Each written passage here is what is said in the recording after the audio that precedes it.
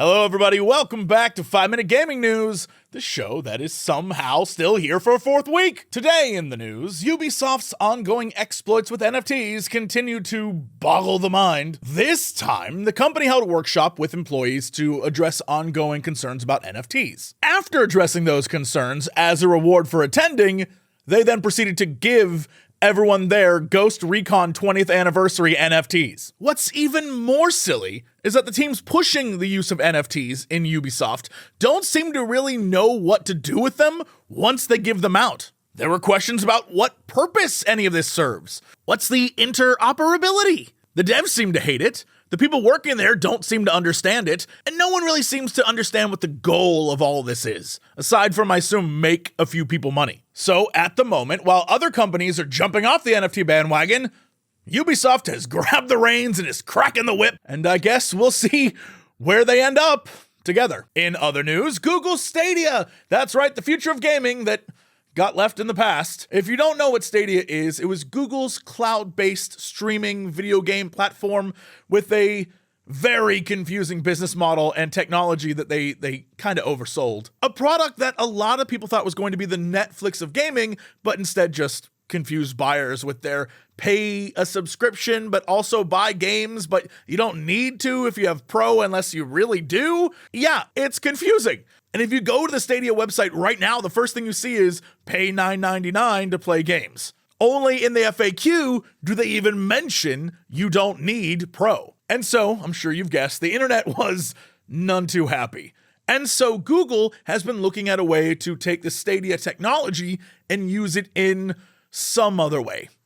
Any other way. So it should come as no surprise that instead, they're licensing out the tech used for Stadia to other industry partners like AT&T. Now, it looks like the plan is to turn Stadia into a platform that companies can use with their own branding and license the whole thing out from Google. There have been hints that Capcom, Bungie, even fitness bike Peloton were interested in using the tech. And of course, those who bought into Stadia as a game service were wondering, what's up? While we won't be commenting on any rumors or speculation regarding other industry partners, we are still focused on bringing great games to Stadia in 2022, said Google spokesman Patrick Seybold. With 200 plus titles currently available, we expect to have another 100 plus games added to the platform this year and currently have 50 games available to claim in Stadia Pro. Even that statement, when you look at what's being said there, 200 plus games with 100 plus more to come, but another 50 if you have Pro, and you can just buy games whenever you want. Although it is a streaming service, so have you really even bought anything?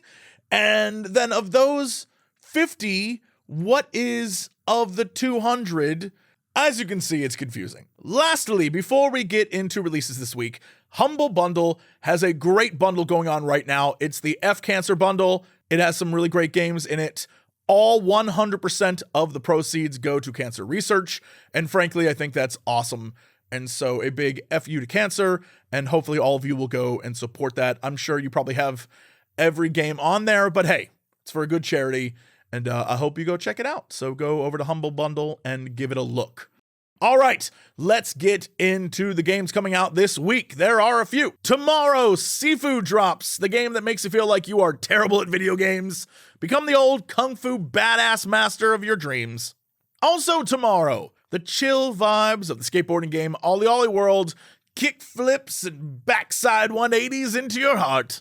Also, later this week, Lost Ark releases. It's the new 2.5D free-to-play MMORPG that everyone on my timeline is excited to play, and I know absolutely nothing about. So, I'm sure I'll find out as this week progresses. Anyway, that's it for the episode. Thank you so much for all your support, especially those of you over on patreon.com/Jesse Cox. With your support, we are able to do wacky stuff like this and keep it going, and I'm only surprised every episode because you're still here watching, and it means the world to me. So I feel like from now on, we should just shout out some of the people who have been here the longest over on Patreon, who've supported me the most, and I'm just gonna start rattling off names at the end of every episode because you deserve it. Michael Garbera, thank you so much. Thank you to Jargon Axable. Thank you, Angelica Mathis, and more importantly, thank you to the person who's been there the longest, Susan Cox.